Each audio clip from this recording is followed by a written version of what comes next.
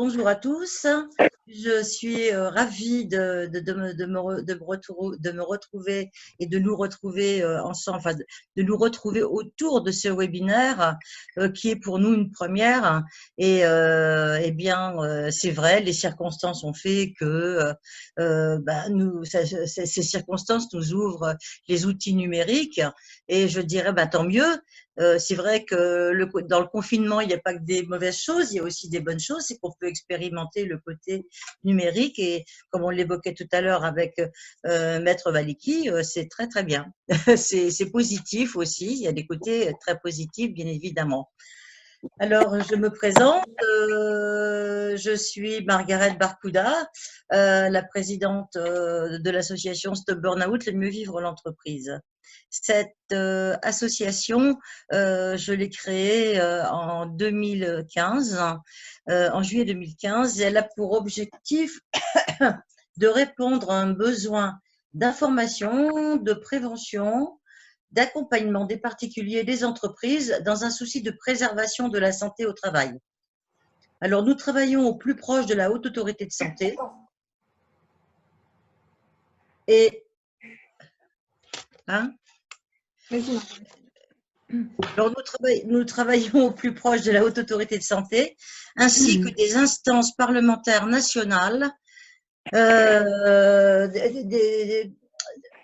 donc à l'Assemblée nationale et au Sénat, et nous contribuons à la réflexion législative sur le projet de loi santé au travail.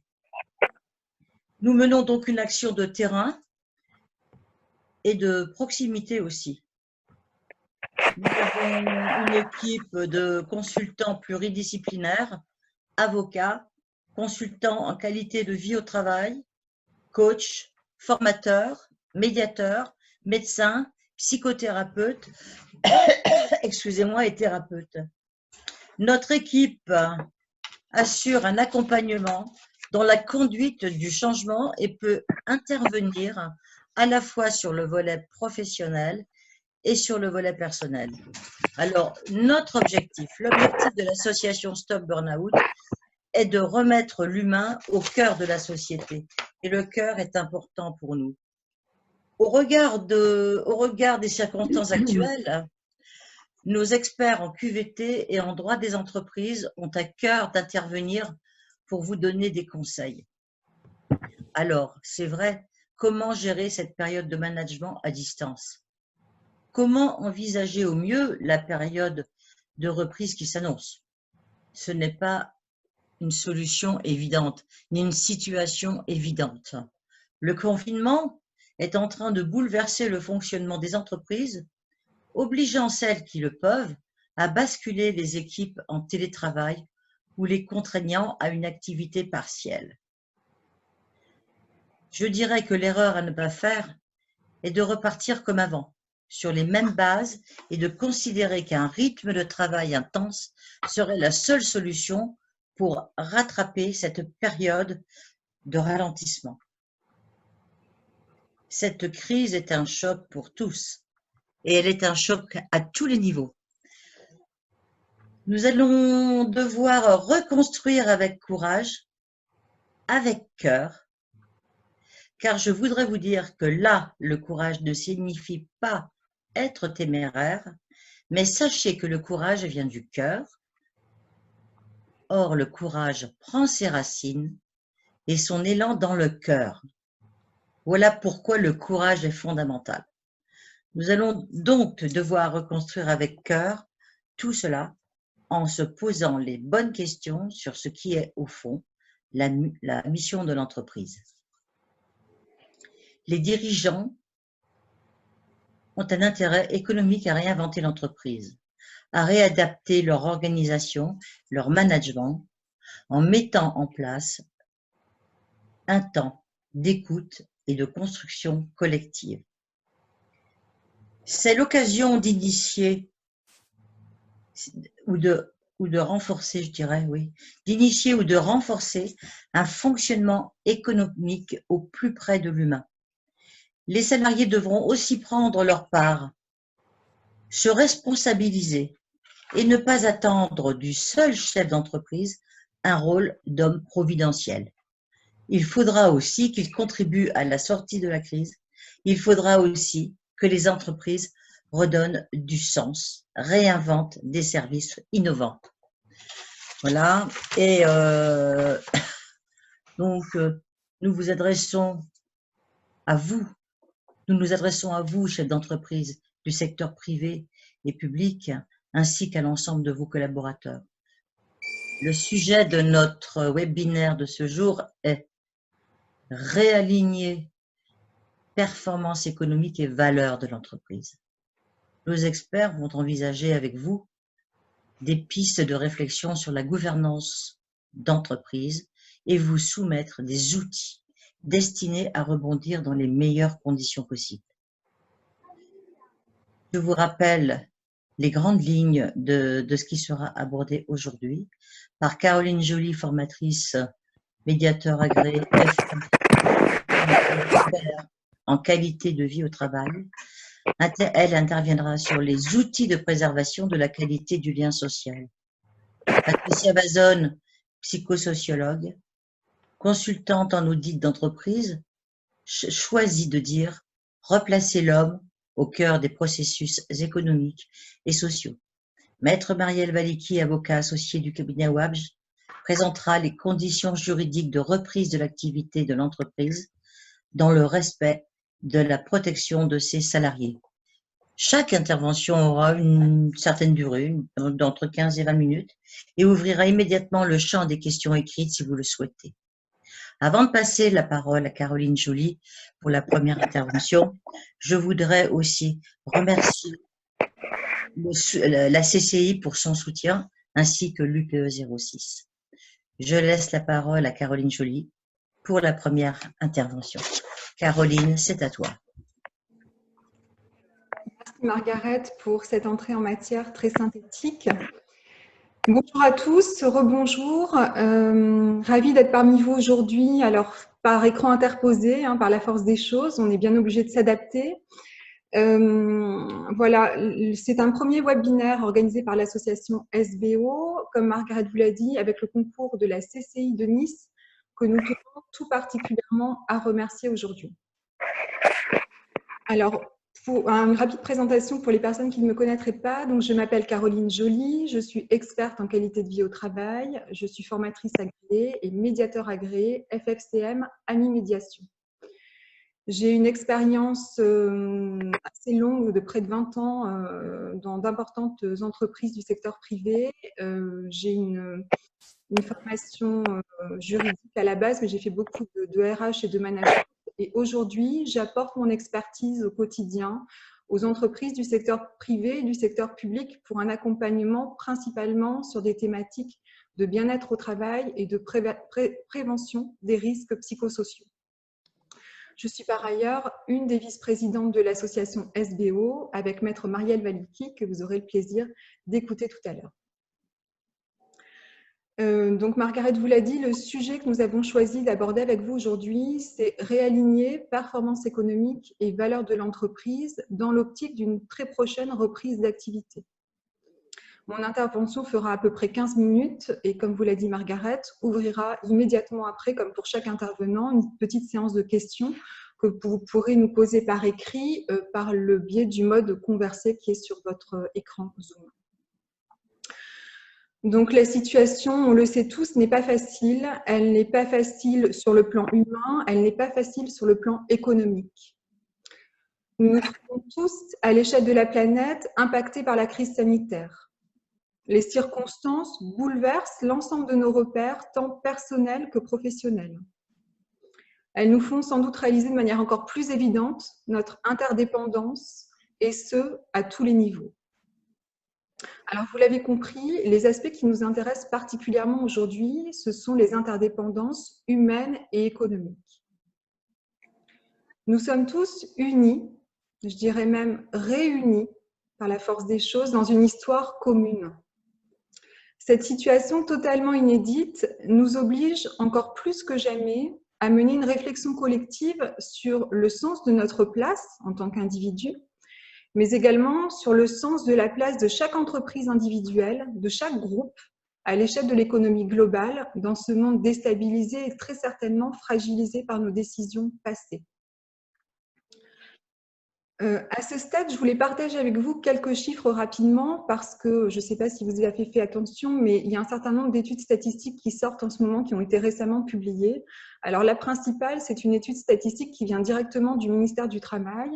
Et cette étude s'attache plus à l'aspect économique de la situation. Et donc, notamment, pour vous dire, 19% des entreprises actuellement, au niveau global, sont à l'arrêt complet, n'ont plus du tout d'activité. Ça impacte encore plus les petites structures, les TPE, pour lesquelles 38%, presque 40% sont à l'arrêt complet.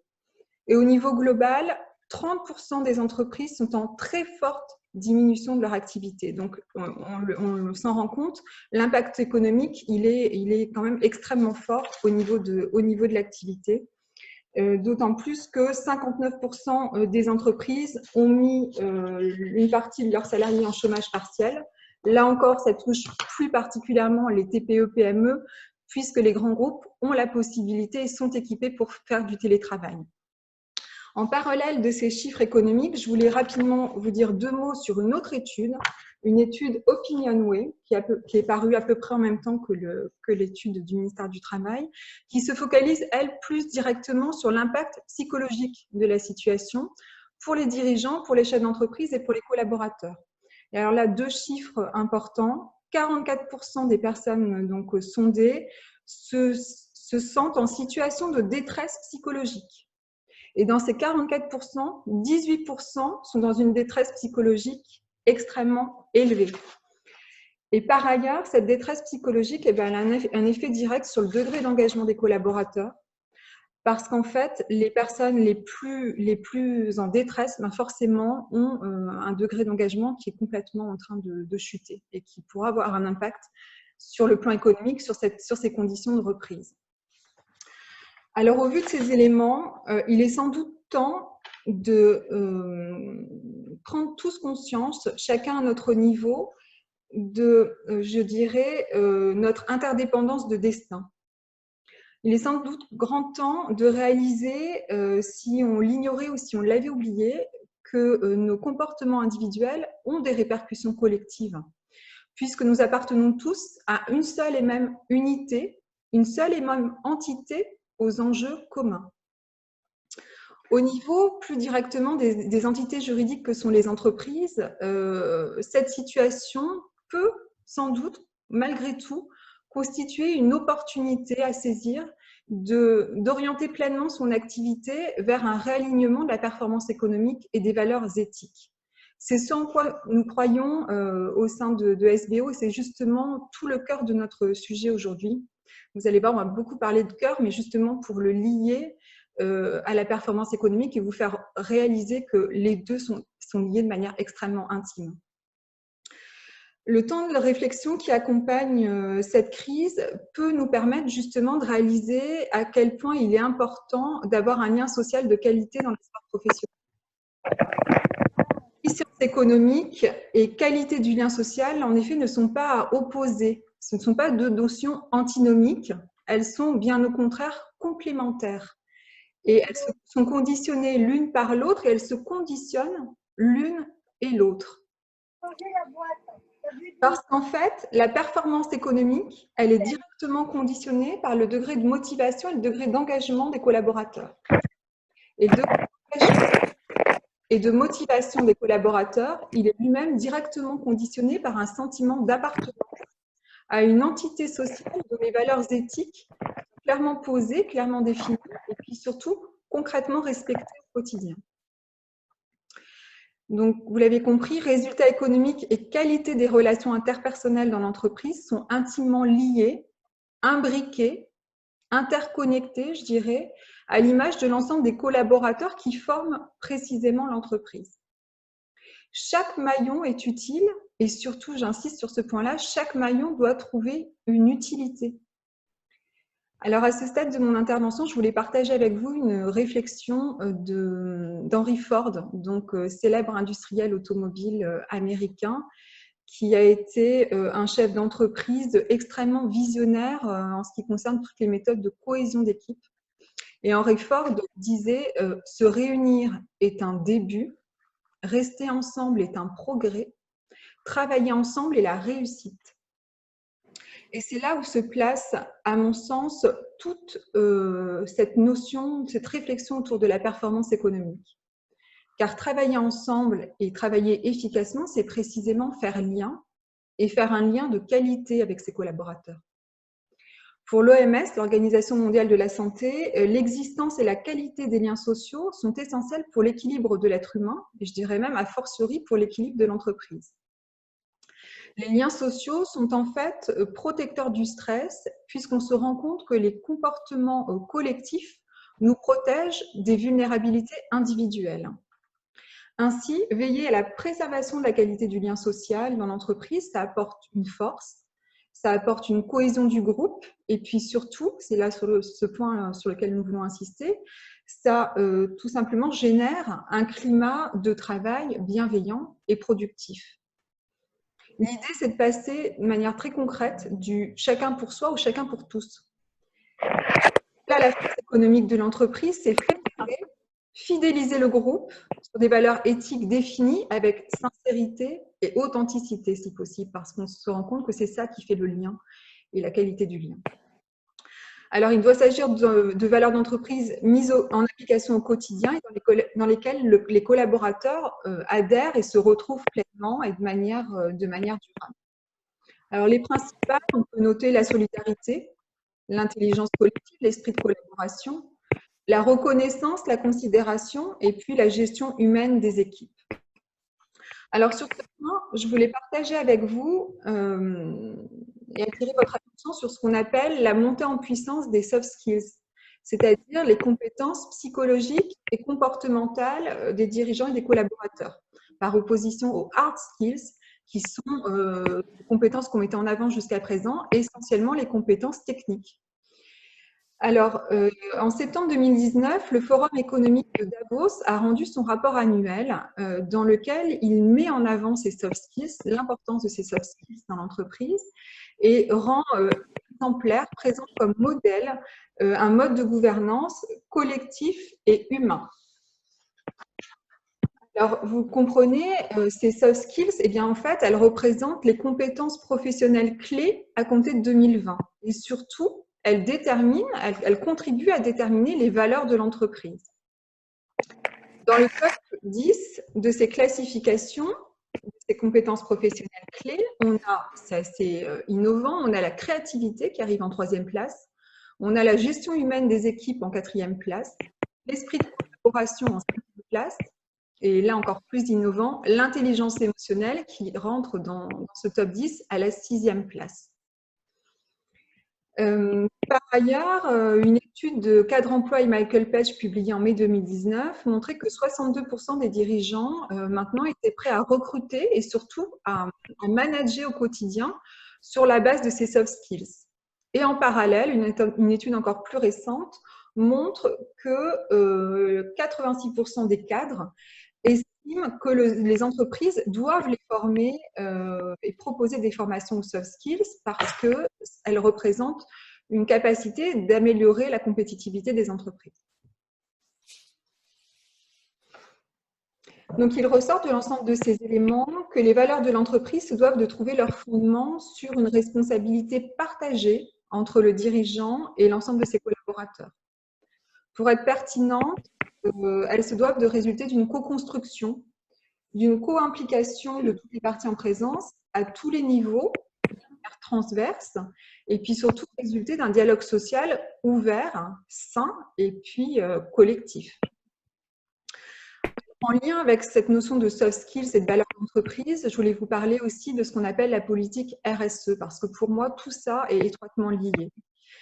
En 2011, la Commission européenne a défini la RSE, responsabilité sociétale des entreprises, comme la responsabilité des entreprises vis-à-vis des effets qu'elles exercent sur la société. Alors, cette politique, elle vise des impacts sociaux, économiques et environnementaux.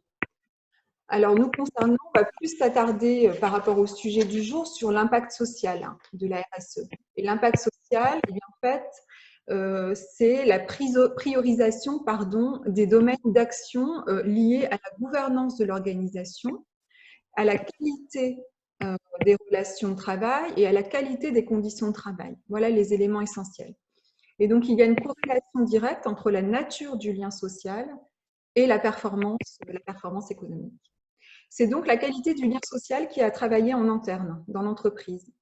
Elle se construit principalement sur le degré d'engagement individuel et collectif, sur les notions d'intégrité, de bienfaisance, de bienveillance, d'exemplarité, d'équité et, on l'a vu, d'intelligence émotionnelle et collective qui montent énormément en puissance. Donc, ces valeurs, elles conditionnent la qualité du lien social et la qualité du lien social qui conditionne elle-même le climat social, le bien-être au travail et la performance économique de l'entreprise. Je voulais insister sur un point. Pour moi, cette notion, elle ne peut que s'envisager comme un pacte d'engagement à l'échelle de l'entreprise, une sorte de charte de confiance mutuelle et réciproque qui a elle-même un impact positif sur les partenaires et les clients. On se rend compte que 65% des Français sont extrêmement attentifs à la politique RSE des entreprises dans le choix de leurs produits ou de leurs services. Et ce pourcentage, qui est déjà fortement élevé, n'ira qu'en augmentant compte tenu des circonstances, d'autant plus qu'il y a des statistiques de la chaîne du groupe chaîne télé Bloomberg, du groupe financier du même nom, qui met fortement en corrélation la qualité de la politique RSE des entreprises et leur degré de protection par rapport à cette crise sanitaire. Dire que les entreprises qui ont une des meilleures politiques RSE sont les plus protégées par rapport à la baisse d'activité, à la baisse de leur performance économique. Donc, je l'ai dit, la qualité du lien social, elle passe par une communication claire, transparente et régulière avec les collaborateurs, une communication notamment sur les enjeux, les décisions d'orientation et les changements organisationnels. Cette capacité de communication, elle représente l'une des compétences les plus précieuses qui soient, principalement pour un chef d'entreprise ou un manager. Elle permet en fait à chaque collaborateur, chacun à son niveau, de se sentir reconnu et valorisé et de comprendre sa place et son utilité dans la structure. Alors, je voulais vous citer le titre d'un livre d'Hubert Reeves, le fameux astrophysicien, qui a publié en 2018 un livre qui s'appelle « La Terre vue du cœur », qui a fait l'objet d'un documentaire, et j'avais envie de prendre l'initiative de retransposer ce titre, La Terre vue du cœur, pour la mettre à l'échelle de l'entreprise et vous dire que nous, ce en quoi nous croyons, c'est en l'entreprise vue du cœur. Et ça me permet directement de faire un lien avec une des techniques utilisées par la médiation, qui est la communication non violente ou bienveillante, développée par Marshall Rosenberg, qui parle, lui, d'élan du cœur. Ce que je recherche dans la vie, c'est la bienveillance, un échange avec les autres motivé par un élan du cœur réciproque. Et c'est précisément cette communication non violente ou bienveillante qui est essentielle dans les entreprises actuellement. Donc la médiation permet cela. C'est un outil efficace de préservation ou de restauration de la qualité des liens sociaux dans l'entreprise. L'objectif rapidement de la médiation, c'est de désamorcer les tensions relationnelles latentes ou clairement ouvertes entre les collaborateurs et de les conduire à un apaisement, à un dialogue retrouvé ou restauré de manière durable. De manière pratique, la médiation et cette communication bienveillante, ils permettent de huiler les rouages, si je peux dire, pour permettre un travail efficace et un travail collectif. Le médiateur, en fait, c'est un accompagnateur, un facilitateur dans la communication, dans le sens, évidemment, de l'intérêt collectif, puisque le médiateur n'est pas là pour prendre parti, mais juste pour débloquer les tensions et accéder à un point de rencontre et de collaboration. L'espace offert par la médiation permet de verbaliser les émotions, de faire émerger les besoins qui y sont associés et de poser des actions concrètes qui vont dans le sens d'une stimulation de l'engagement individuel au service de la performance économique collective. Cette action s'inscrit évidemment dans la durée pour accompagner la croissance des entreprises et l'optimisation du travail et garantir à chacun un réel sentiment de bien-être au travail. Alors, une dernière citation, là empruntée à Carl Gustav Jung, psychiatre suisse, justement sur l'importance de cette communication et de cette communication de qualité. La solitude ne vient pas de l'absence de gens autour de nous, mais de notre incapacité à communiquer les choses qui nous semblent importantes. Donc, je voulais terminer là-dessus parce qu'il me semble essentiel de former les dirigeants et les managers sur les enjeux d'une communication bienveillante.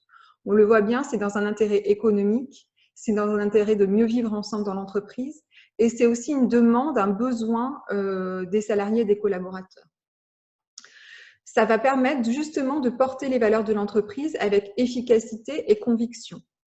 Quand les salariés vont bien, l'entreprise va bien. La connexion se fait alors naturellement et avec facilité entre efficience économique, cohésion d'équipe et bien-être collectif au travail. Pour nous, pour SBO, l'humain a bien sa place et une place efficiente dans nos systèmes organisationnels. Nous sommes tous en capacité de prendre cette orientation ou d'affiner cette orientation déjà amorcée. Alors, je termine sur cette citation de Nelson Mandela, juste pour vous dire que les ressources sont en nous. Cela semble toujours impossible jusqu'à ce qu'on le fasse. Alors, je vous dirais, je vous mets au défi, faisons-le maintenant, il est grand temps. Et l'équipe pluridisciplinaire de SBO est à votre écoute et à votre disposition pour la mise en place de cet accompagnement. Voilà, merci à tous pour votre écoute. Alors, que conseillez-vous au TPE dans le discours pour reprendre le travail ?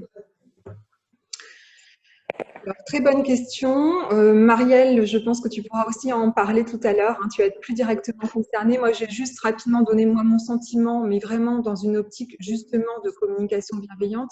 Ça va être déjà d'amorcer avant même la reprise.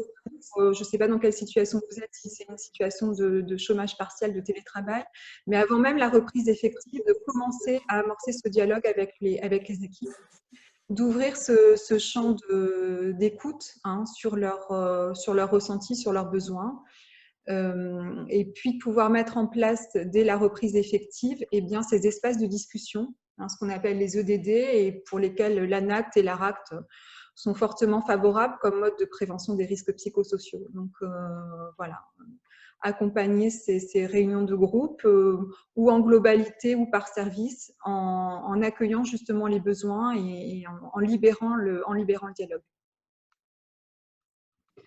Alors, donc moi, je souhaite ouvrir ma partie par une citation de Darwin, qui est un naturaliste et paléontologue, qui nous envoie en fait un message d'espoir, puisque les espèces qui survivent ne sont pas les espèces les plus fortes ni les plus intelligentes, ce dont je ne doute pas de votre part, bien sûr, mais celles qui s'adaptent le mieux au changement. Donc, ça nous encourage en fait à rechercher une évolution qui nous est imposée par l'environnement et également par la situation économique actuelle.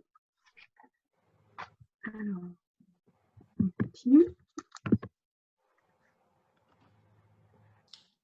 Alors, cette situation nous contraint bien sûr à un plongeon dans l'inconnu. Ce plongeon, il est par rapport aux relations justement que nous allons pouvoir engager avec nos collaborateurs. Plongeons dans l'inconnu également avec tout ce qui peut entourer votre entreprise, c'est-à-dire les fournisseurs, les collaborateurs, le monde économique, toutes les interactions que vous aviez pu nouer au préalable. Et ce plongeon, en fait, il cristallise à la fois nos peurs et nos incertitudes, celles du chef d'entreprise comme celles des salariés et de tous ceux, en fait, qui entourent l'entreprise. Et ça nécessite donc un travail réflexif, c'est-à-dire en amont aussi avec soi-même, justement pour préparer ce déconfinement. Et le plus souvent, il sera nécessaire, bien sûr, de l'accompagner de manière discursive, c'est-à-dire dans la relation avec les autres, pour piloter votre entreprise et pour se réapproprier en fait cette nouvelle vision, cette nouvelle donne de l'entreprise. Donc, je vous ai proposé un certain nombre d'objectifs sur lesquels il est peut-être souhaitable de réfléchir. Alors, tous les PowerPoint pourront être mis à votre disposition si vous le souhaitez, par rapport aux éléments qui vous seront nécessaires pour évoluer ensuite dans votre réflexion. Donc, ces grandes lignes, je vous laisse les lire. Une analyse, bien sûr, de la situation, une orientation vers de nouveaux changements. Regardez quelles sont les compétences professionnelles qui peuvent vous permettre, bien sûr, au sein de votre entreprise, de remettre en marche vos équipes. Peut-être de voir aussi quelles peuvent être les personnes qui sont les plus à même d'être des soutiens, des supports dans cette volonté de se réengager dans l'entreprise, pour faire une sorte de boule de neige, comme un facteur d'entraînement pour entraîner les autres collaborateurs, pour vous entraîner vers de nouveaux projets également.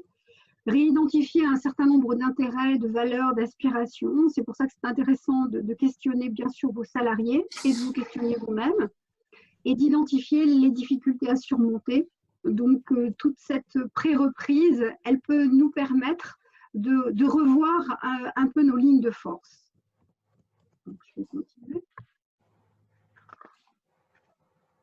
Donc, on l'a déjà bien sûr abordé avec Caroline, hein, c'est de replacer l'homme au cœur des performances économiques et sociales dans votre entreprise. Il faut faire attention aux hommes, on l'a souligné, je tiens aussi à vous le rappeler. Leurs motivations qui vont contribuer au développement des performances de votre entreprise. La performance économique, elle ne peut pas se faire sans coopération. On a bien vu les limites en fait de l'égoïsme massif dans la capacité du travail en équipe et le développement économique, l'entraide, la cohésion, les objectifs partagés s'avèrent être vraiment des facteurs de réussite collective. Il y a de nombreux entraîneurs sportifs d'ailleurs qui font des interventions, des conférences dans les entreprises qui en sont l'exemple blatant et qui nous rappellent qu'effectivement une entreprise c'est un peu comme une équipe sportive et que les appuis mutuels, les soutiens en fait qui peuvent se créer avec les hommes, entre les hommes, permettent d'avancer plus vite, plus fort et mieux. Alors, on est poussé au changement, bien sûr, donc c'est la raison pour laquelle on se retrouve aussi ensemble aujourd'hui. Mais la raison, alors, pourquoi est-ce que nous sommes poussés au changement? Parce que les circonstances nous y obligent, mais le résultat de ce pourquoi, c'est qu'est-ce que nous attendons de ce changement. Et ça demande vraiment une réflexion, des échanges au préalable. Il va falloir se projeter en fait dans une économie différente et choisir les directions que vous voulez prendre en fonction des valeurs qui sont associées à votre entreprise ou en tout cas à votre activité. Moi, je me suis beaucoup inspirée en fait dans cette présentation. J'ai oublié de me présenter d'ailleurs, ce que j'aurais dû faire en tant que psychosociologue et formatrice depuis une vingtaine d'années dans tout ce qui concerne les ressources humaines et l'accompagnement au changement. L'intérêt en fait, et je me suis beaucoup inspirée de Mathieu Ricard, qui a fait le choix de l'altruisme contre l'individualisme et la crise de notre système de santé à l'heure actuelle est là pour nous le rappeler. Hein. Donc il va devenir urgent d'envisager une économie différente qui est d'ailleurs promue à l'heure actuelle par de nombreux économistes. Vous voyez le nom qui s'affiche sur mon écran. On parle aussi, vous avez peut-être l'écho de ce bonheur national brut qui est promulgué au Bhoutan, au Japon et dans bien d'autres pays. Donc c'est une autre vision de l'entreprise qui est développée aussi en Islande, qui rappelle que nous avons des devoirs envers les êtres humains et que nous pouvons concevoir ou bien d'un côté que l'homme est un loup pour l'homme, pour Plaute, qui est 254 avant Jésus-Christ, ou à l'opposé, par Sénèque, que vivre c'est être utile aux hommes. Donc en fait, on a ces deux versants dans notre économie qui sont toujours, je dirais, présents et sur lesquels on va devoir peut-être assouplir un certain nombre de nos concepts. Alors, les trois piliers de la prospérité économique pour Mathieu Ricard, dont je parlais tout à l'heure, hein, c'est à la fois le pilier de la prospérité qui ne peut s'engager que sur la nature, à partir de la nature dont nous devons préserver l'intégrité, des activités humaines qui doivent s'épanouir et des moyens financiers qui doivent permettre d'assurer notre survie et des besoins matériels raisonnables. Je vais continuer.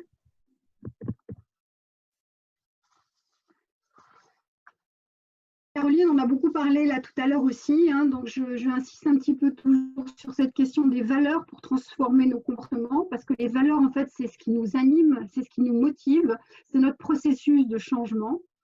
Et je vais faire un petit retour par les neurosciences qui démontrent que la transformation, bien sûr, individuelle, elle est possible. Des formes d'apprentissage peuvent se mettre en place dans notre façon de réfléchir, en entraînant bien sûr de nouveaux comportements à partir des modifications de notre cerveau. Et l'évolution de ces modes de comportement et de pensée sont possibles potentiellement par imitation, apprentissage, donc par l'imitation les uns vis-à-vis des autres, par ce qu'on appelle des cercles vertueux également.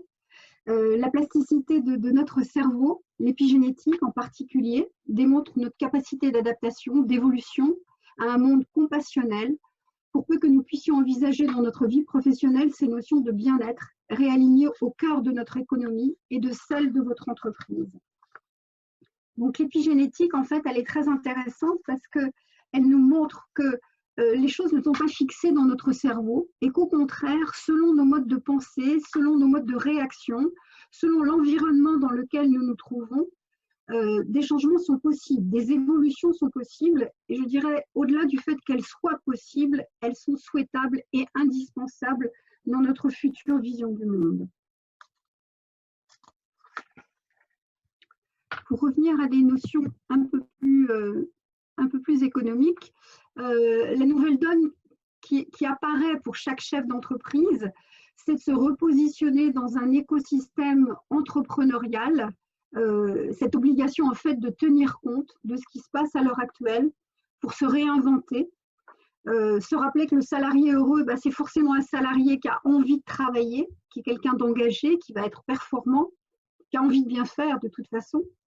La rentabilité pour vous va être forcément en relation avec les ressources humaines que vous allez encourager, reconnaître pour les mobiliser. Dans les nombreux bilans de compétences que j'ai pu faire, ce dont les salariés souffrent, c'est vraiment avant tout, c'est pas toujours, comme on pourrait l'imaginer, un problème de salaire, mais c'est avant tout un problème de reconnaissance. Le fait de faire son travail, de bien faire son travail, c'est important qu'à un moment ou un autre, le manager, le N+1, soit là pour le souligner. Dans cette nouvelle donne, bien sûr, on doit tenir compte des indicateurs financiers qui se doivent d'être conjugués avec l'aspect organisationnel et sociétal des établissements, des structures dans lesquelles vous pouvez intervenir. Mais pour répondre à la question qui nous a été posée tout à l'heure à Caroline, enfin qui a été posée tout à l'heure à Caroline, il s'agit vraiment d'une co-construction avec les salariés qui pourrait être une ligne de force pour le cap à tenir et pour accompagner bien sûr les changements nécessaires.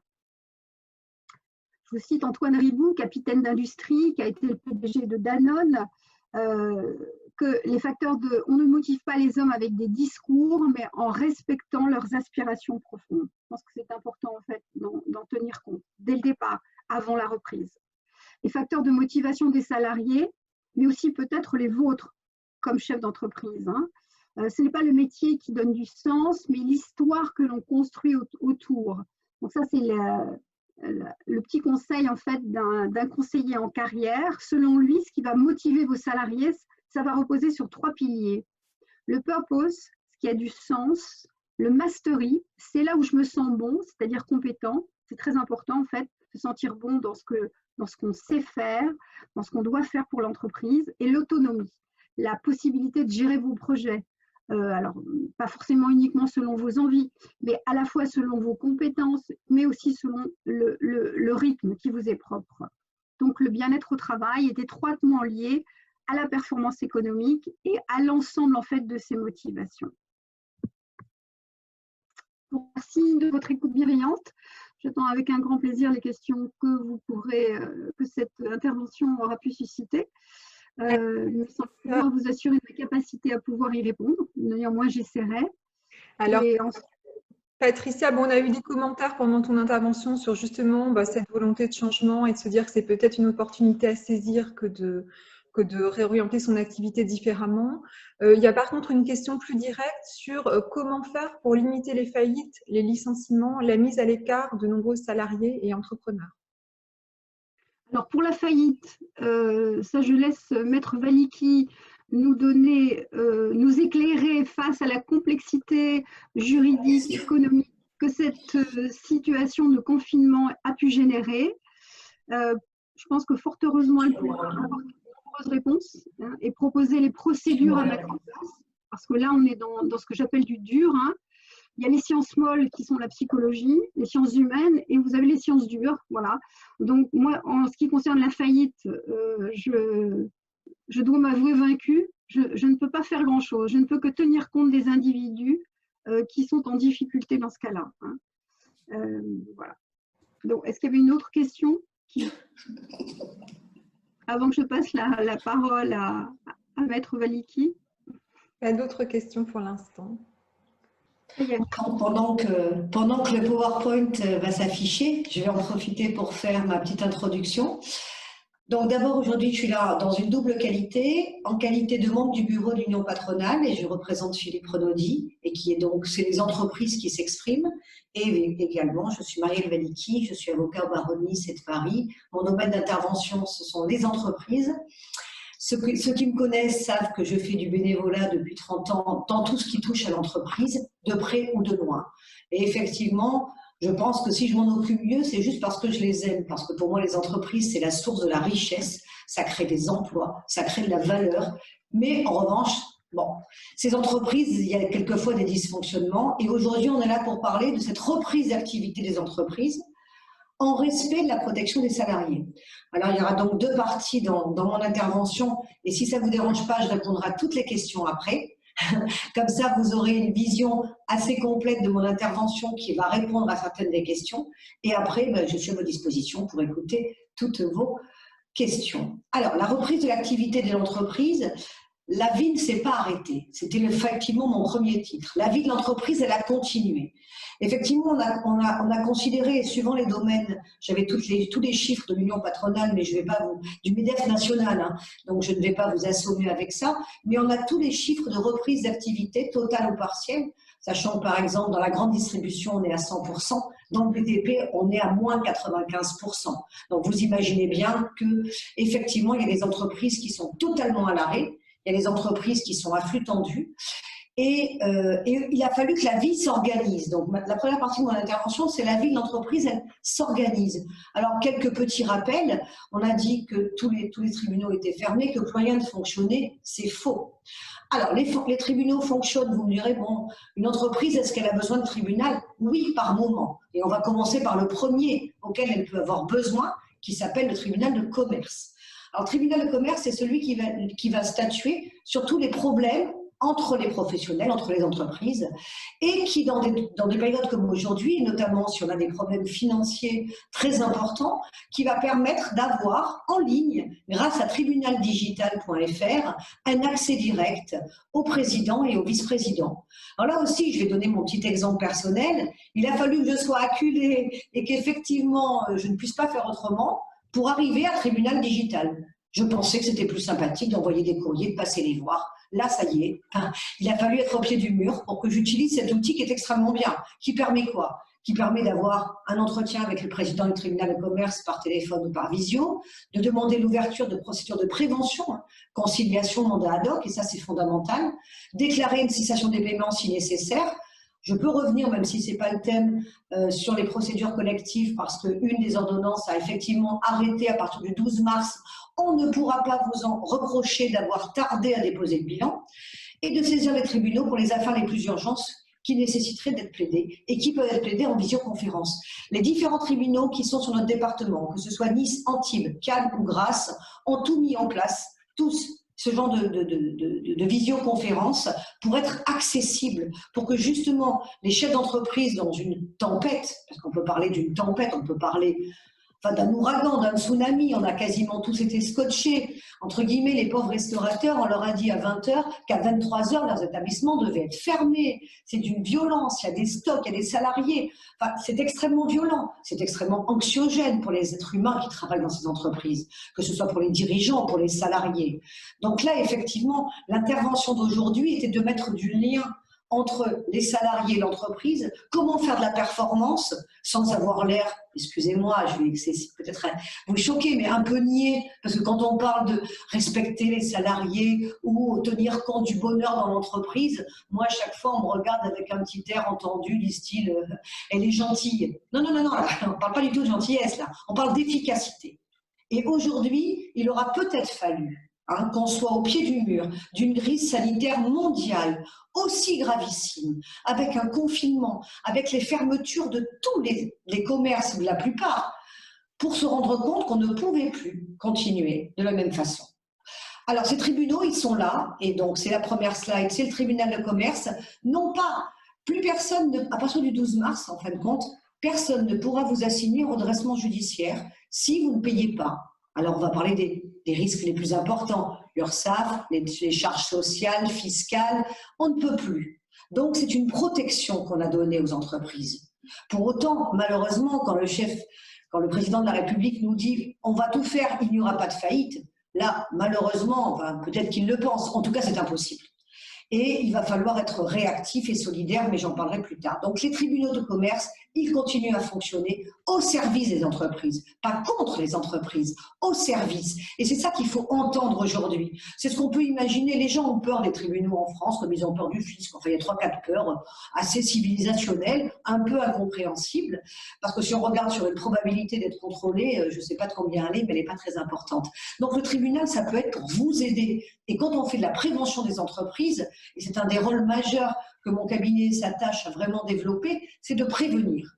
C'est comme quand on fait une lettre de licenciement. Si nous, on vient nous voir une fois que la lettre de licenciement est faite, c'est fini. L'intérêt d'un avocat, c'est d'être en amont, de guider le chef d'entreprise pour lui éviter de faire des erreurs. Si vous avez signé un bail commercial qui met n'importe quoi dedans, nous, on n'est plus magiciens. On ne peut pas vous sortir de là. Donc, il y a deux mots-clés. C'est la prévention et après, on verra comment éviter le conflit. Mais les tribunaux, on le voit toujours comme le conflit, mais ça peut être également, et là c'est le cas, pour la prévention des conflits, la prévention des difficultés. Voilà, ça c'est le premier tribunal et je voulais vraiment insister dessus parce que c'est celui qui concerne les entreprises. Le Conseil des prud'hommes, très rapidement, juste pour vous dire que le Conseil des prud'hommes, il fonctionne en référé. Les audiences existent pour les dossiers extrêmement urgents. Pour tous les dossiers de fond, bien évidemment, pour l'instant, il n'y a ni d'audience devant le bureau de conciliation et d'orientation, ni d'audience devant le bureau de jugement. Tout est renvoyé après confinement. Alors, ces tribunaux qui fonctionnent, c'est une ville, c'est une partie de la vie de l'entreprise, mais l'entreprise, elle ne s'arrête pas non plus complètement. Pourquoi? Parce qu'il y a également, ah oui, j'avais oublié les juridictions civiles et pénales parce qu'elles sont un peu moins usitées, mais par exemple, pour toutes les professions libérales, que ce soit les professions juridiques, les professions de santé, les ostéopathes, les masseurs kinésithérapeutes, les médecins, les chirurgiens dentistes, tous ces gens-là ont été confinés, n'ont pas pu continuer à travailler puisqu'ils reçoivent, sauf ceux qui sont réquisitionnés, ou les volontaires, il y a des actes absolument magnifiques. Dans les temps de crise très graves, on est quelquefois complètement scotché. Moi, j'ai vu cette infirmière de la Côte d'Azur qui est montée aider les équipes à l'hôpital Bichat à Paris et qui a laissé ses enfants pour aider ses collègues à Paris. Ça fait partie des choses absolument extraordinaires que la crise permet de révéler. Un courage extraordinaire.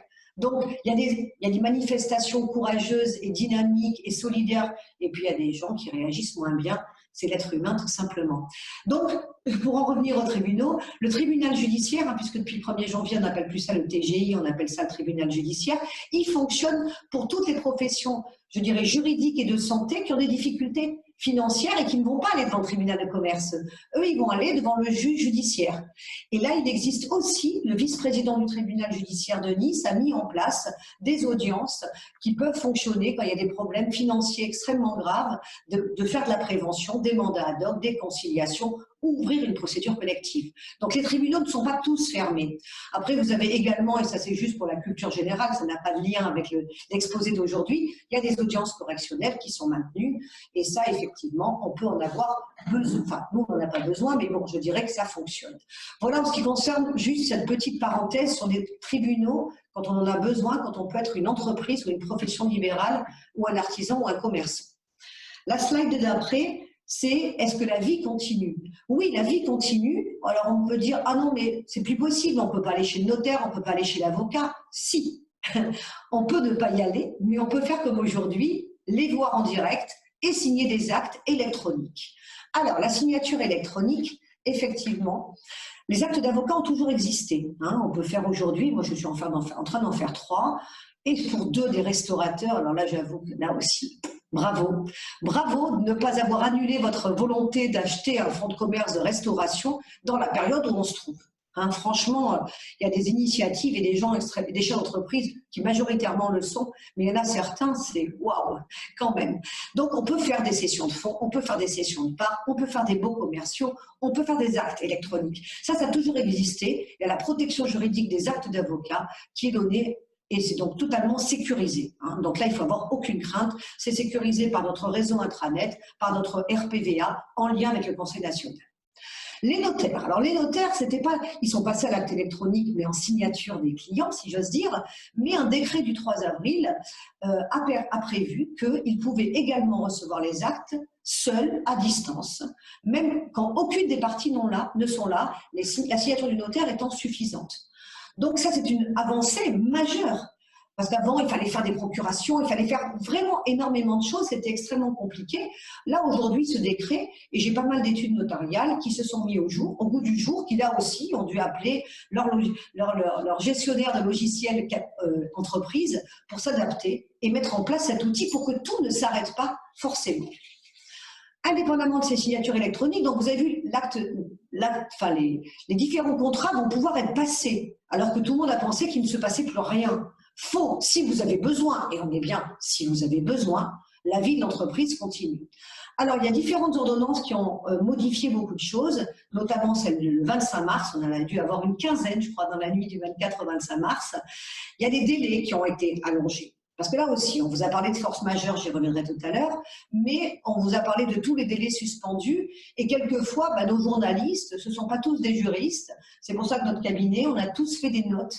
On a étudié, on a eu notamment mes associés, Cédric Bianchi et Sophie Gomila, chacun dans leur domaine. On fait des notes précises qu'on a envoyées à tous nos clients, qu'on a mis en ligne sur tous nos réseaux, bien évidemment gratuitement.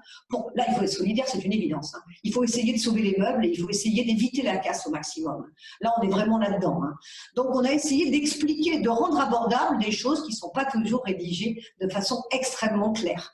Donc, il y a on vous a dit, par exemple, ce n'est plus la peine de payer les loyers commerciaux dans les TPE de moins de 11 salariés, moins de 2 millions de chiffre d'affaires, c'est plus la peine. Non, ça ne se passe pas comme ça. Les locataires commerciaux qui se trouvent confrontés à ce genre de difficultés, par exemple un restaurateur qui n'a plus aucun chiffre d'affaires s'il ne fait pas de vente à emporter, il va pouvoir demander à son bailleur l'autorisation de suspendre les loyers. Et le bailleur pourra répondre par la positive ou par la négative. Qu'est-ce qu'a accordé le législateur comme protection ?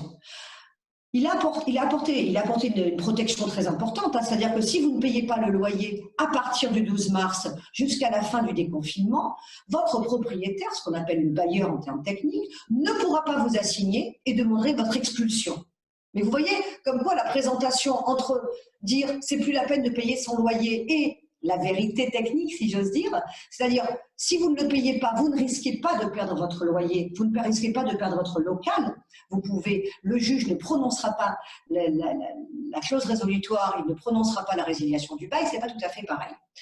Donc, on a également eu des délais qui ont été suspendus 1 mois après l'état d'urgence sanitaire. Pour l'instant, il est arrêté au 24 mai, l'état d'urgence sanitaire. Donc, beaucoup de délais vont recommencer à courir du 24 mai, par exemple, quand il y a 1 mois de prorogation, comme dans certains cas de figure, jusqu'au 24 juin. Ça peut être encore plus. Les clauses qui donnent un délai pour renouveler un contrat ou le résilier, et qui là aussi été échu toujours à côté de cette date du 12 mars, et 1 mois après la cessation, donc ça va être prorogé de 2 mois. Donc on va reporter ça du 24 mai, 24 juin, 24 juillet. Donc vous voyez, ça c'est pour donner de l'oxygène, parce qu'on sait qu'aujourd'hui, même si on peut avoir accès à un notaire, à un avocat, c'est quand même beaucoup plus compliqué. Il faut être dans des zones géographiques qui permettent de le faire, avec des liaisons Wi-Fi qui permettent de le faire. Donc là, on a cette souplesse qui a voulu accompagner les entreprises. Alors juste un tout petit slide, hein, c'est pas ma spécialité, la force majeure.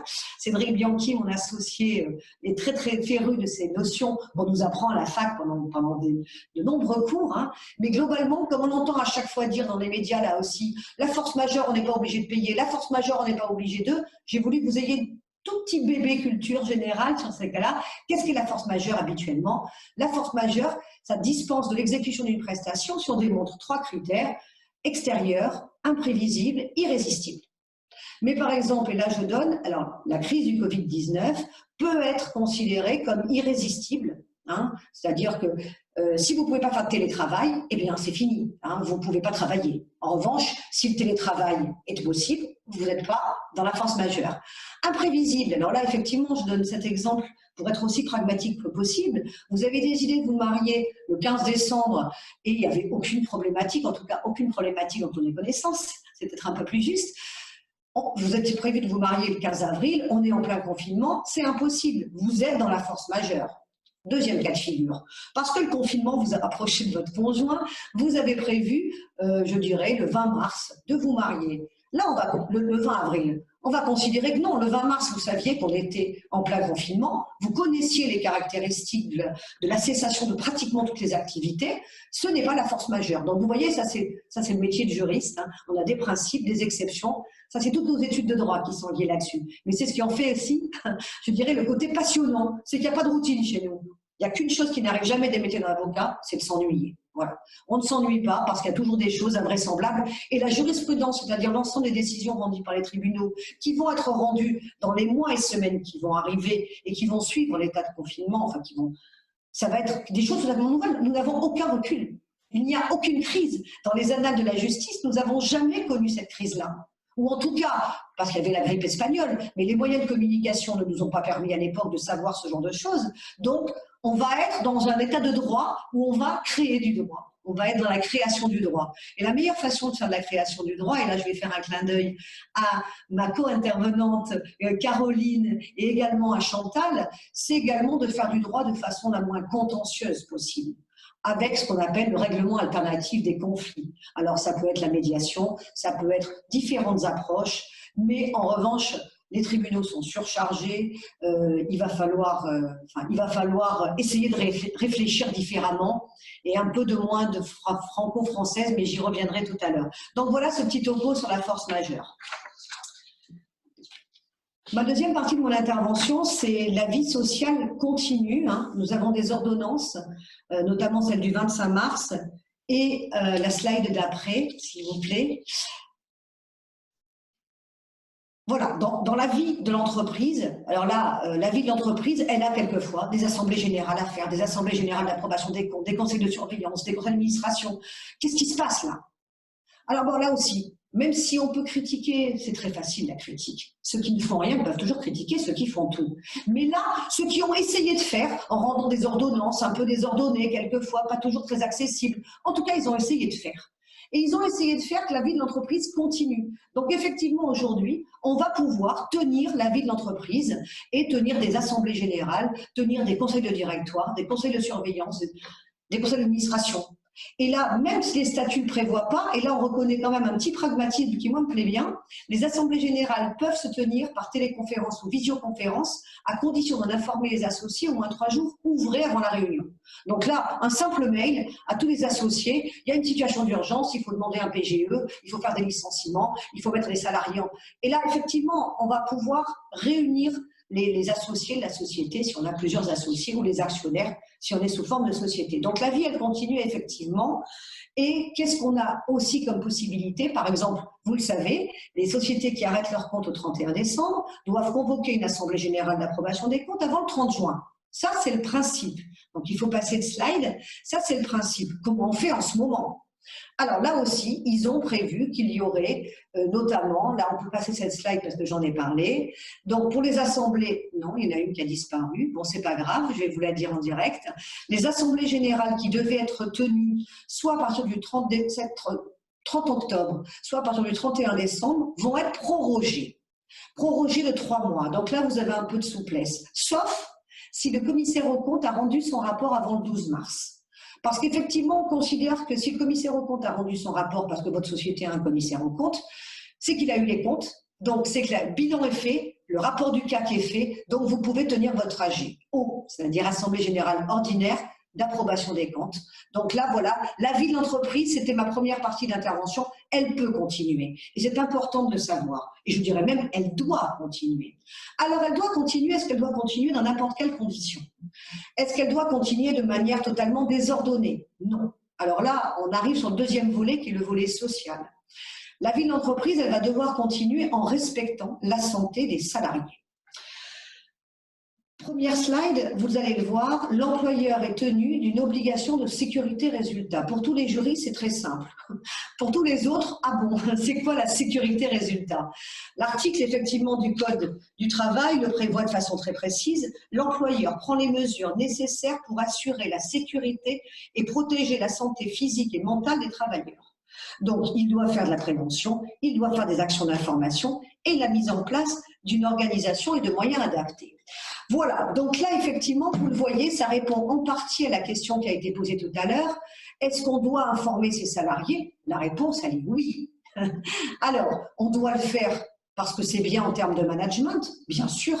On doit le faire parce que c'est bien en termes humains, pour rendre son équipe, les rassurer alors que tout le monde est angoissé. On s'est aperçu que 70% des Français ne dormaient plus bien. Ça veut bien dire que c'est extrêmement anxiogène. Et même quelquefois, on a l'impression de gérer les choses intellectuellement, mais le corps en décide autrement. Donc, on a besoin, le chef d'entreprise, même sans faire une vision très paternaliste ou maternaliste des choses, il faut qu'il se mette à la place de ses salariés qui vont se dire « Est-ce que je vais perdre mon boulot ? Est-ce qu'après la cessation d'activité partielle ou chômage partiel, est-ce que je vais récupérer? Est-ce qu'on va me licencier pour motif économique? Est-ce que mon poste… » Le seul problème, c'est que le chef d'entreprise, quelquefois, il n'en sait pas beaucoup plus, parce qu'il n'a pas beaucoup de visibilité. Et bien, j'allais dire que le peu qu'il sait, il faut qu'il le dise, de manière transparente. Là, c'est fini. Hein. Les mensonges pour rassurer, on est hors sujet. Là, s'il y a une chose qui est certaine, c'est que cette crise aura démontré qu'il va falloir être intransparent, 2, bienveillant, et 3, il va falloir sacrément remonter nos manches. Hein. On va monter, enfin, on a vu qu'on allait perdre, on était prévu sur 1,3 de croissance. Les chiffres, aujourd'hui nationaux, hein, ce n'est pas les miens, hein, on est à -8. Hein. Et je pense que -8, on n'est pas encore. On était à 103, je pense qu'on va passer à 115% d'endettement. Alors ce matin, grâce au PowerPoint que j'ai fait avec l'Union patronale, et je vais en profiter pour vous livrer ces chiffres parce qu'ils sont fondamentaux, on s'aperçoit pourquoi globalement on va plus mal que tous les pays d'Europe. Je parle de santé économique. Hein. Je ne parle pas de santé, je ne suis pas habilitée pour parler de la médecine ou de la santé des patients. Hein. Mais en tout cas, la santé économique des entreprises, j'ai un tout petit peu de bagage et en tout cas beaucoup d'intérêt depuis plus de 30 ans. Et bien effectivement, on apporte de tous les pays d'Europe, hein, et y compris, je ne parle pas des États-Unis, de l'Angleterre, de la Chine, hein, on apporte la plus grande protection. On a les chiffres les plus importants au niveau de l'activité du chômage partiel. On est les plus protecteurs. Donc, une fois qu'on a dit tout ça, on se dit, c'est bien, et c'est vrai, que quelque part, c'est notre système. Et bien sûr que c'est bien. Mais quel est le corollaire? C'est qu'on va être endetté plus que les autres. C'est une certitude, c'est déjà le cas. Donc là, on est déjà dans les chiffres. Donc, ça veut dire quoi? Qu'il va falloir bosser et bosser super bien, au moins aussi bien que les autres, pour remonter tout ce retard qu'on a accumulé, tout ce passif qui a été suspendu. Alors, dans le domaine de l'hôtellerie et de la restauration, il y avait une réunion interministérielle aujourd'hui, donc je peux annoncer que de la suspension des charges, on se dirige vers l'annulation des charges. Et ça, c'est fondamental. C'était incontournable, puisque eux, alors je ne parle même pas des établissements saisonniers qui ne peuvent pas ouvrir, qui ont signé des contrats saisonniers, enfin bon, bref, qui ont fait pour certains des travaux gigantesques d'amélioration pour ouvrir à la bonne saison. On voit ce qui se passe chez nous. Donc voilà, il va falloir que les salariés et les employeurs soient totalement soudés, unis et regardent dans le même sens. Pour autant, il y en a un des deux qui a un pouvoir que n'a pas l'autre. Et le pouvoir de l'entreprise de décider s'il réouvre, ça, c'est à son corollaire dans les devoirs qu'il a. Il a des pouvoirs, mais il a des devoirs. Et le principal devoir, c'est de protéger la santé de ses salariés. Alors, c'est donc ce que je vous ai cité carrément en texte, parce que quelquefois, on se dit que les textes sont imbuvables. Là, il est extrêmement clair.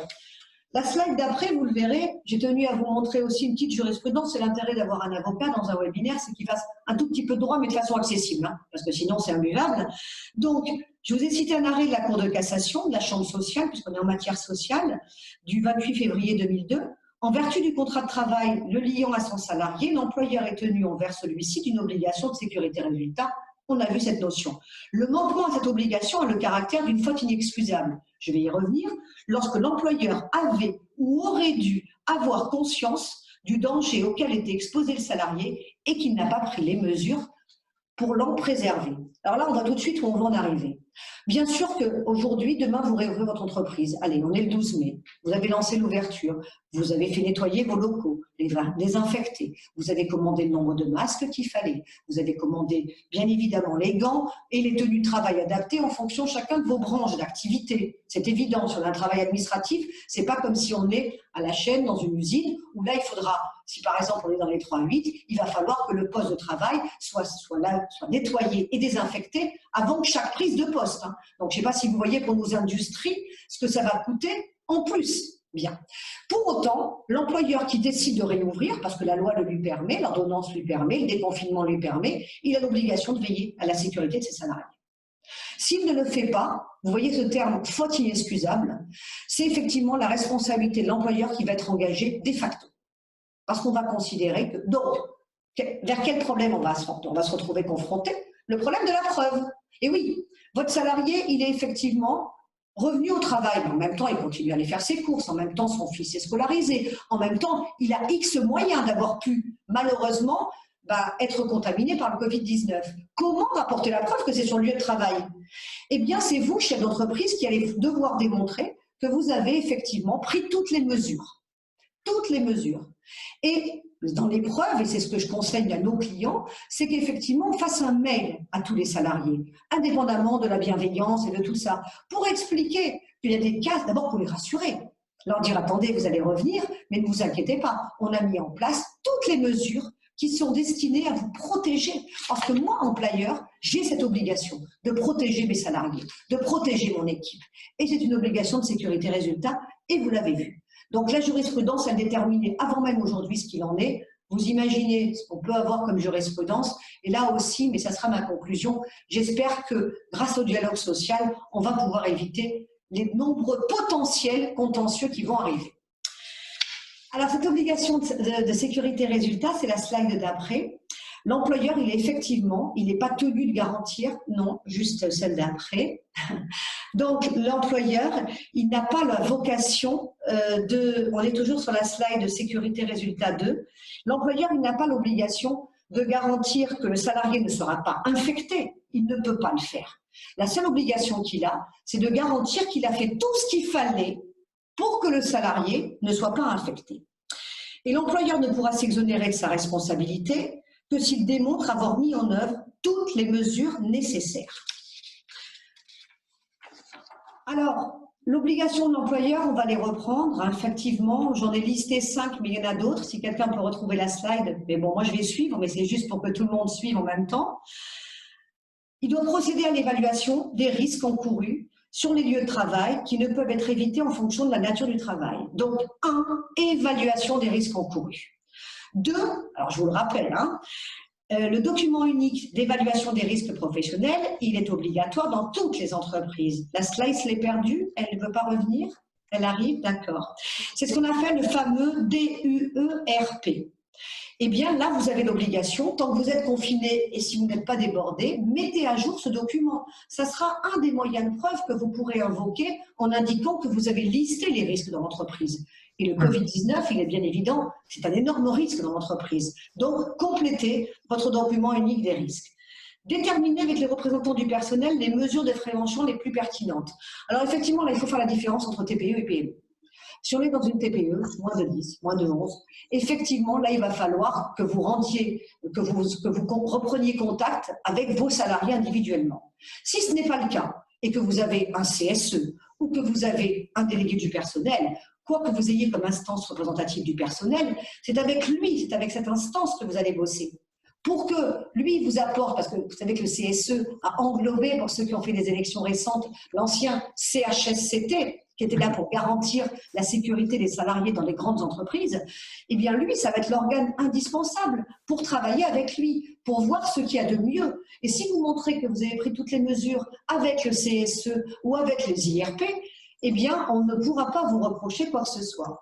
Autre personne qui est fondamentale, c'est le médecin du travail.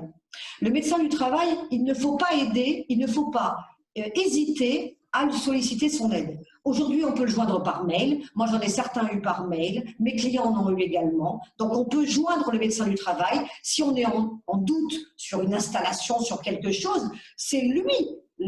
Enfin, je veux dire, avec la loi El Khomri, c'est lui votre interlocuteur préférentiel et privilégié pour garantir la sécurité des salariés dans l'entreprise.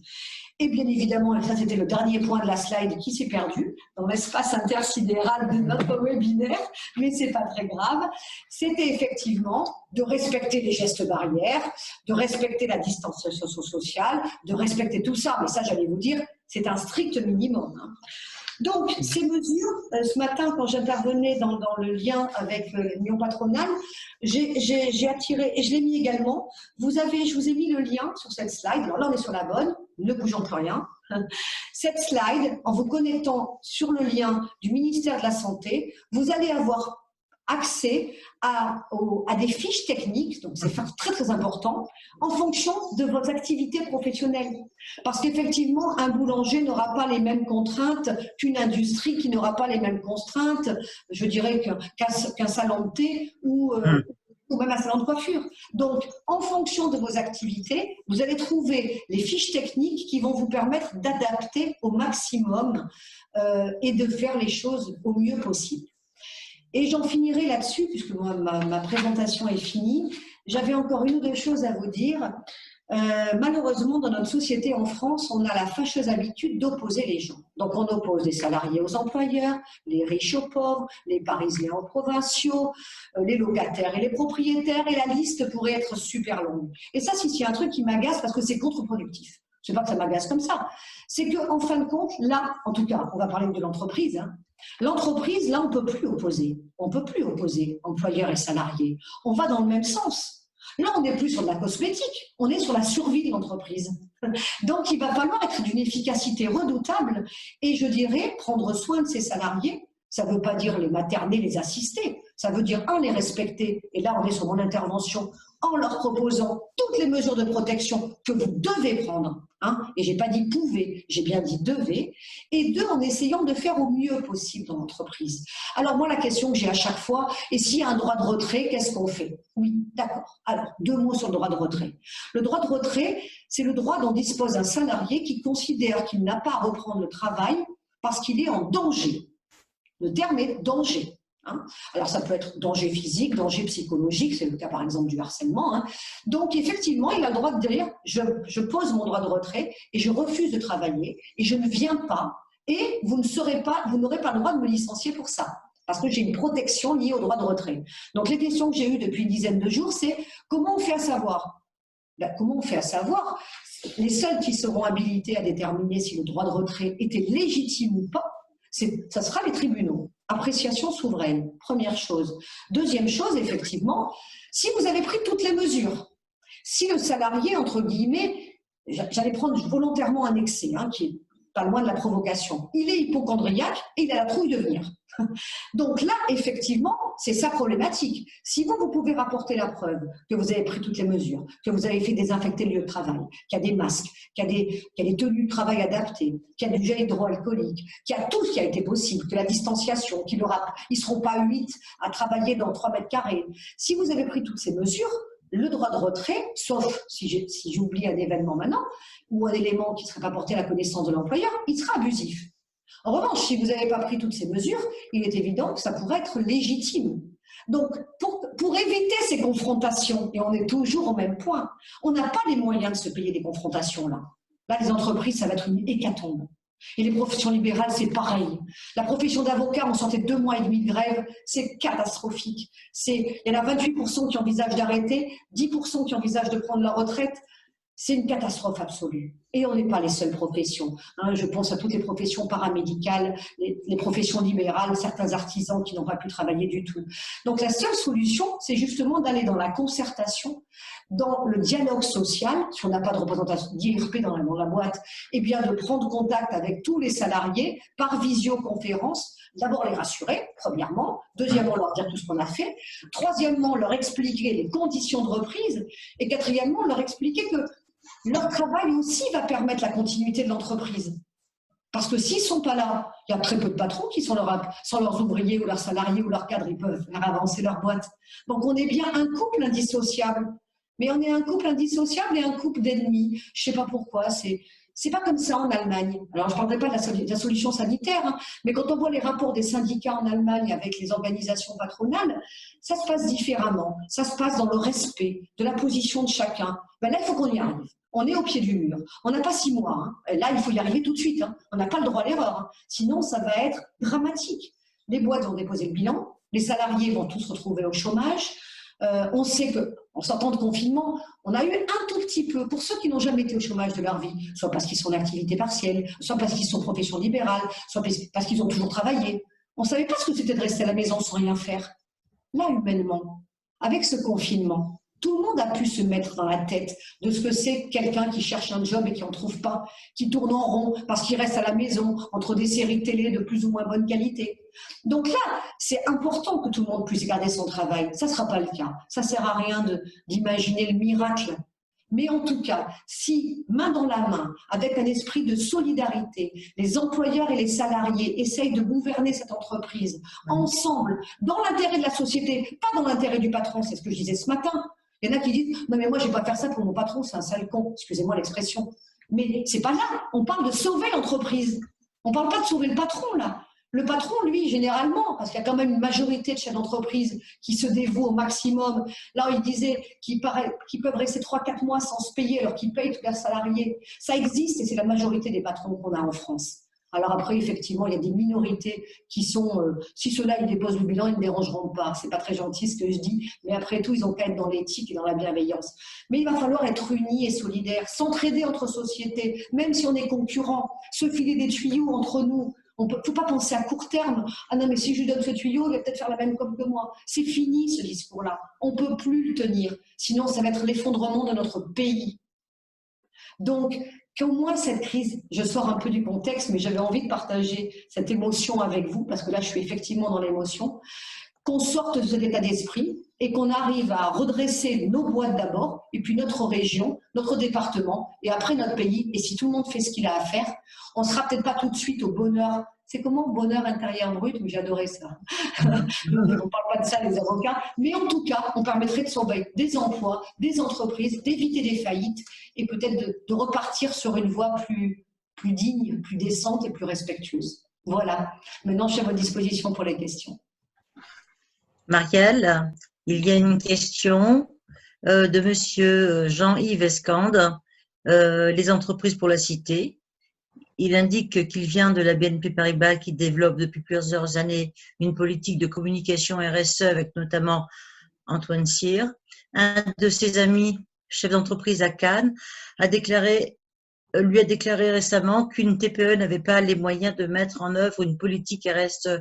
Que peut-on lui dire pour se mettre en ordre de marche? Alors, bon, bien évidemment, je ne partage pas du tout le point de vue. Hein. Alors, si on est de manière pragmatique, bien sûr que ceux qui ont pu faire appel à des professionnels et qui en ont eu les moyens, ce sont plutôt les grandes entreprises, mais pas toutes, loin de là. Mais certaines ont déjà avancé. Mais je pense que la politique RSE est tout à fait accessible aux TPE. Pourquoi? Parce qu'elles sont plus petites, elles sont plus agiles et donc elles seront plus réactives plus rapidement. Alors, combien ça coûte? Parce qu'en fin de compte, on va tous avoir ce problème de coût. Aujourd'hui, et c'est là, je pense que si on rentre dans un schéma un peu plus vertueux, il y a des professionnels, moi je pense notamment à une jeune femme avec laquelle je travaille dans un autre groupement, hein, qui s'appelle Lorraine Corot, et Lorraine, elle travaille sur tout ce qui est développement de la politique RSE, et elle est spécialisée là-dedans, et je ne pense pas qu'elle prenne des fortunes, mais c'est le cas d'autres personnes, dont parmi nous, des intervenants également. Donc, il faut demander des devis, parce que bien évidemment, il va falloir qu'on puisse payer, mais grâce au budget formation, je pense qu'il peut y avoir des solutions. Hein, des échelonnements, mais c'est le moment. C'est le moment. Avec ce qu'on a eu comme alerte maximum, on est quand même… Alors moi, je ne dis pas qu'on est en guerre, parce que ce n'est pas ma perception. Moi, je dis qu'on est en crise extrêmement grave. Et bien, cette crise nous permet de rebondir. Et de toute manière, il y a déjà des statistiques qui ont été faites. Les entreprises qui ont déjà commencé à aller sur le schéma de la RSE, elles sont aujourd'hui beaucoup plus adaptées pour affronter la crise que les autres. Donc, ça devrait motiver. Encore faut-il qu'il y ait peut-être un message des pouvoirs publics, parce que chez nous, tout arrive toujours d'en haut et redescend. C'est regrettable, mais c'est une réalité. Mais en tout cas, nous, entre nous, je dirais qu'au niveau local, on peut passer ce genre de message. Et moi, je crois que pour les TPE, c'est tout autant adapté que pour les PME et les ETI et toutes les autres grandes. Alors, il y a une autre question de Philippe Bansanares. Quel est le détail des charges annulées pour hôtellerie-restauration? Alors, là, je n'ai pas eu le temps de faire un PowerPoint, c'est sorti entre midi et 2. Hein. Alors, attendez, j'essaye de retrouver mes notes. J'ai pris des notes de partout, mais elles sont où? Alors, j'arrive.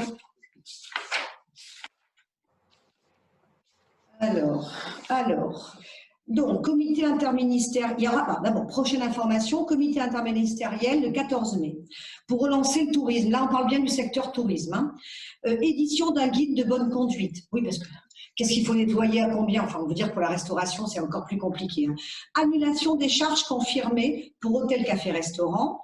Activité partielle prolongée pour eux. Fonds de solidarité porté à 10 000 € pour les entreprises CHR de plus de 20 salariés et de plus de 2 millions de chiffre d'affaires. Donc là, c'est vraiment, je suis désolée, généralement, j'ai le nom d'une ordonnance avec le numéro, avec la date. Là, c'est des informations et je voulais les partager avec vous qui ont été aujourd'hui. Je pense qu'on aura une communication officielle, notamment par les syndicats, hein, le syndicat de l'hôtellerie et de la restauration, qui est extrêmement actif. Hein, parce que chez nous, je crois que c'est 40% de notre PIB local. Donc, si on perd notre secteur du tourisme, c'est le département qui s'effondre. Donc, je veux dire, il faut les aider. Alors, j'allais dire un peu plus que les autres. Oui, parce qu'effectivement, eux, ils ont fermé leur restaurant 3 heures après. Leur stock, tout foutu. Ils ont pu heureusement partager avec leurs salariés. On leur dit, c'est déconfiné, mais pas vous. OK? Vous, on ne sait pas. Donc, ça veut dire aucune lisibilité. Alors là, au niveau anxiogène, toutes les plages, tous des gens qui ont acheté des concessions, qui ont des… Enfin, je veux dire, c'est absolument dramatique. Donc, il va falloir être encore un peu plus solidaire avec ce secteur-là. Et ce matin, il y avait une intervention, parce qu'on parle toujours, c'est vrai, des cafés, hôtels, restaurants, mais dans le tourisme, il n'y a pas que ça. Il y avait Anne Lenchinski ce matin qui parlait de la Veribiote, et elle disait que même si elle pouvait ouvrir, elle pratiquement, parce qu'elle, elle peut ouvrir, elle n'aura personne, mais personne. Donc, le tourisme, c'est pas juste, voilà, c'est aussi tous les beaux précaires de nos commerçants qui viennent à Juan-les-Pins ou à Villefranche du mois d'avril-mai au mois d'octobre. Ces gens-là, ils ont constitué un stock, ils ont acheté un stock. Bientôt, il y a les soldes qui arrivent. Enfin, je veux dire, il y a une série de mesures. Enfin, ça va être abominable pour eux. Donc, effectivement, on a prévu des dispositifs spécialement applicables au tourisme. Et c'est pour ça que je vous dis, et là, bon, je ne suis pas du tout politique, j'en ai jamais fait de ma vie, j'en ferai jamais, ça, je pense que je ne dis pas souvent jamais, mais là je peux le dire, mais en revanche, je pense que de manière pragmatique, les ordonnances et les décrets qui ont été rendus, on peut les critiquer, il y en a un ou deux qui se sont contredits à 15 jours d'intervalle, mais c'est facile. Mais en revanche, je trouve que, voilà, quand même, de façon ciblée, il y a des ordonnances qui ont été rendues pourquoi? Pour limiter les dégâts, pour limiter l'effondrement de notre économie. Alors, il y avait encore… il y a Philippe Pansanares qui dit « Il y a aussi l'aspect financier, les banques, les assureurs ». Oui, alors bon, alors les banques, alors deux choses différentes. Les banques, il y a eu énormément d'argent, on est le pays qui a débloqué le plus d'argent. Il faut savoir qu'il y a quand même, parce qu'on n'en parle jamais, et l'autre jour j'étais à un webinaire à UMNI ce matin, et il y avait une dame que je ne connais pas, hein, qui était de la Maison de l'Europe, et qui disait qu'on oublie de parler, par exemple, tout le financement de l'activité partielle a été financé par l'Europe. Parce qu'on trouve là aussi tous les plus grands mots du monde à l'Europe. Mais tout ce que l'Europe fait bien, malheureusement, on n'en parle pas. Donc là, il faut savoir que ce pan de notre économie a été supporté par l'Europe.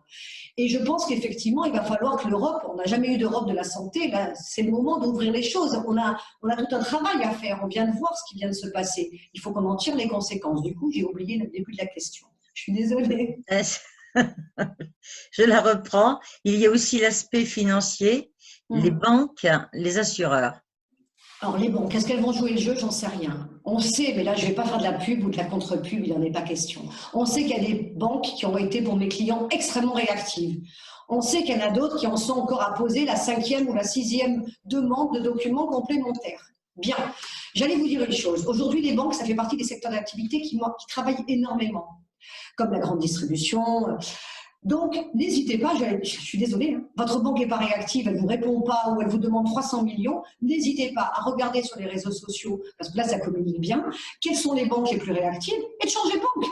C'est tout. Si votre banquier, il vous demande 25 millions de documents dans une période pareille, c'est indécent. En revanche, je vais en profiter pour faire un petit point. On n'a pas parlé du PGE, le prêt garanti par l'État.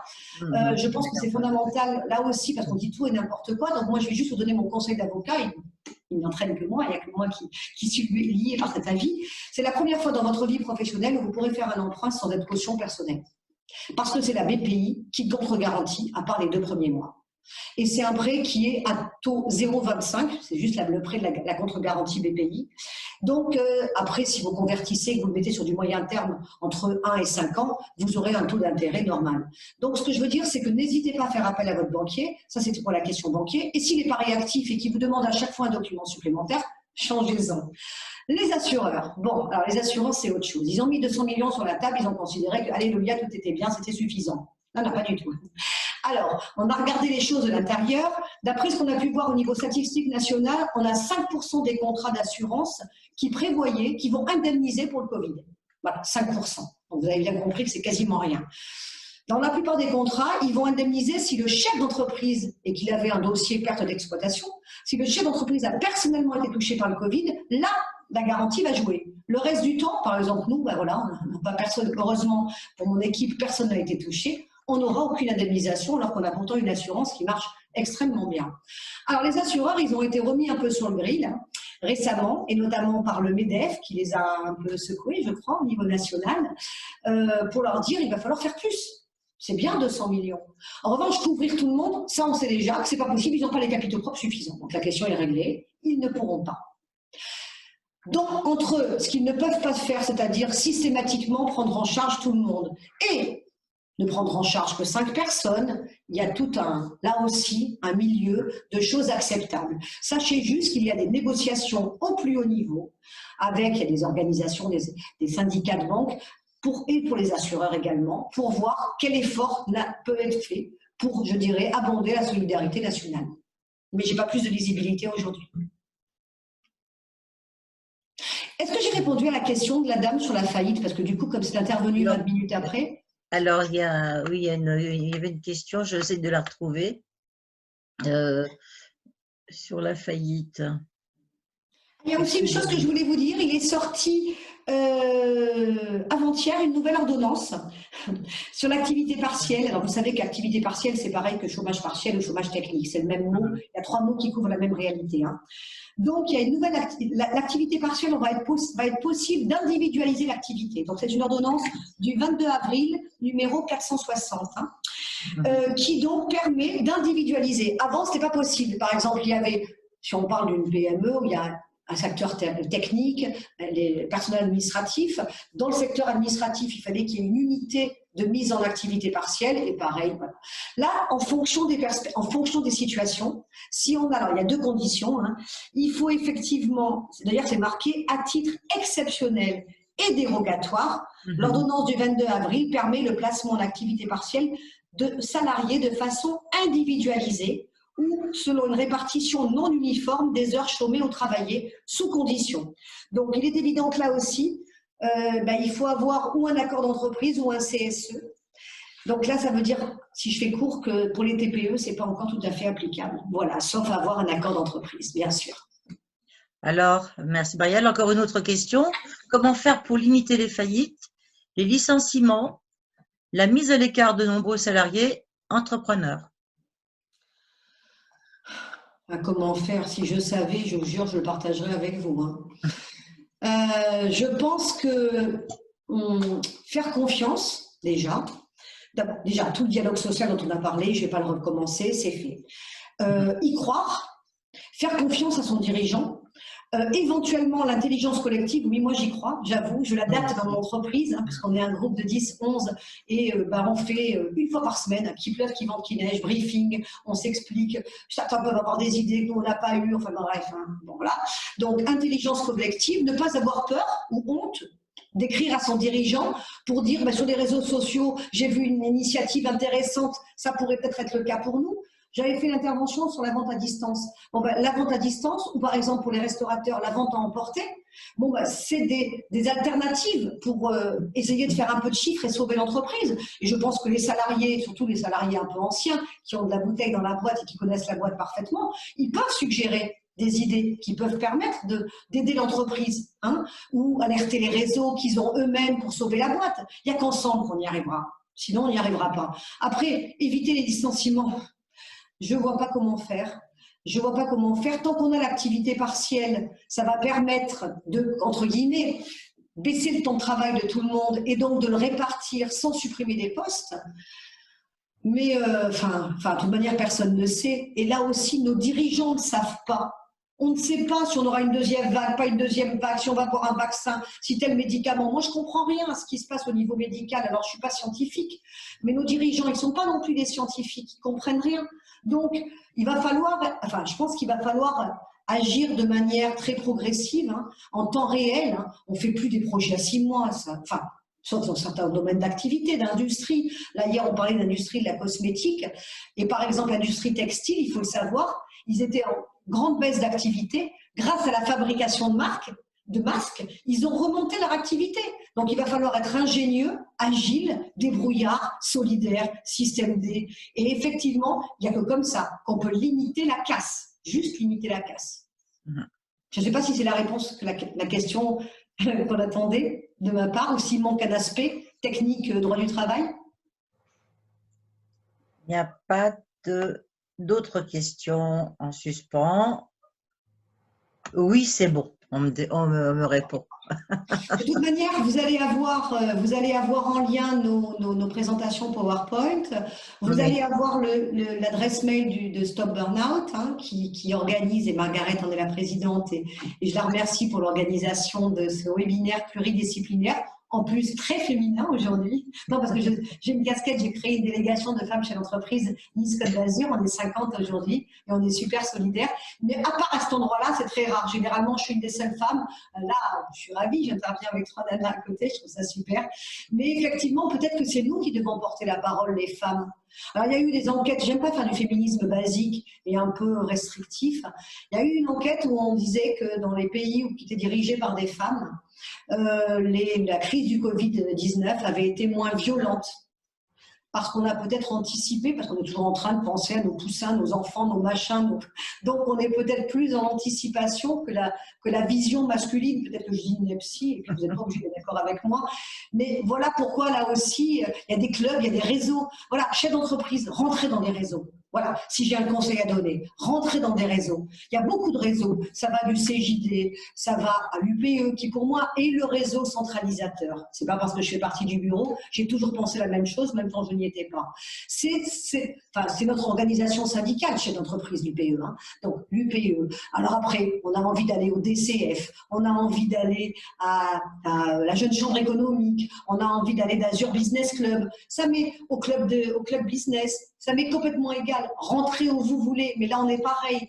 Le système de réseau va pouvoir vous permettre de faire du réseautage avec votre groupe, et une solidarité va se mettre en place là aussi en renvoyant, parce qu'il y aura un facteur sympathie, bienveillance, et ils vont vous renvoyer des dossiers. Donc oui, chef d'entreprise, ne restez pas seul en tout cas. Rentrez dans des réseaux, faites-vous aider, et je pense que c'est comme ça que vous aurez le moindre risque d'échouer. Il y a Philippe Manzanares qui dit en fait que la femme est l'avenir de l'homme. Et c'est un petit peu vrai. J'adore quand c'est un homme qui le dit. Ben oui, c'est vrai quand même. Mais ça ne m'étonne pas de Philippe, ça fait très longtemps qu'on se connaît. Et voilà. Et donc, je veux dire, c'est vrai qu'au niveau gouvernance, il va peut-être falloir là aussi voir des choses, hein, parce que 30%, on ne va pas partir sur un autre débat, mais une différence de 30% de rémunération entre les hommes et les femmes, ça relève du 19e siècle, ça. C'est plus possible aujourd'hui. La France, je crois qu'on passe à l'égalité en 2075. Enfin, je veux dire, c'est sûr, vous me direz, on a eu le droit de vote en 1945, hein, le dernier pays d'Europe. Donc, si vous voulez, sur la question des femmes, on ne peut pas dire qu'on soit vraiment un pays précoce. Hein. Mais il va falloir, en tout cas, moi je dis, on va falloir essayer autre chose.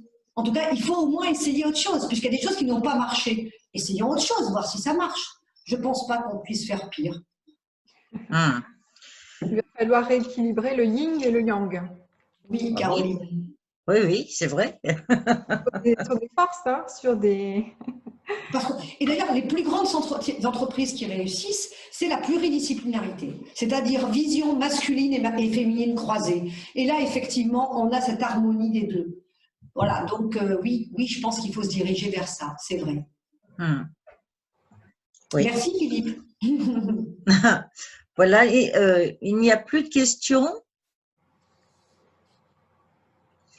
Écoute, là, je pense qu'il n'y a plus de questions, mais moi, je voudrais dire que c'était un webinaire vraiment très important, avec beaucoup de réalité, beaucoup de lucidité. Beaucoup de lucidité parce qu'en fait, je reparlais encore une fois du cœur, et c'est vrai qu'en fait, la lucidité aussi comme le courage appartient à la notion du cœur. Donc en fait, tout le monde a travaillé autour de ce webinaire avec cœur, et vraiment, si vous avez besoin de contacter Marielle, n'hésitez pas à contacter Marielle Valicki pour qui se fera un plaisir de vous donner des renseignements, et vous pouvez aussi joindre l'association Stop Burnout pour vraiment retrouver soit Caroline, soit Patricia. Voilà, du cœur, c'est vrai, il y en a en chacune de nous, et nous sommes vraiment liés par une espèce de fil d'Ariane, et on va dans un chemin positif, et on essaye d'apporter la lumière. Voilà, donc on essaie de faire au mieux, et je voudrais remercier encore tous nos conférenciers qui ont été extraordinaires, et je voudrais remercier aussi la CCI à nouveau et l'UPE 06 de son soutien, car nous œuvrons auprès de l'entreprise, et qu'au fond, on a besoin aussi d'être soutenu par les instances, par ces instances-là, qui sont très importantes pour pouvoir sensibiliser un chef d'entreprise. C'est très important. Voilà. J'espère qu'on se retrouvera bientôt. Merci à tous et à bientôt, et plein de belles énergies malgré les difficultés. Oui. Merci à vous, et puis on reste évidemment à votre disposition. Hein, comme vous l'a dit Margaret, vous avez les coordonnées de l'association et les coordonnées de chacun.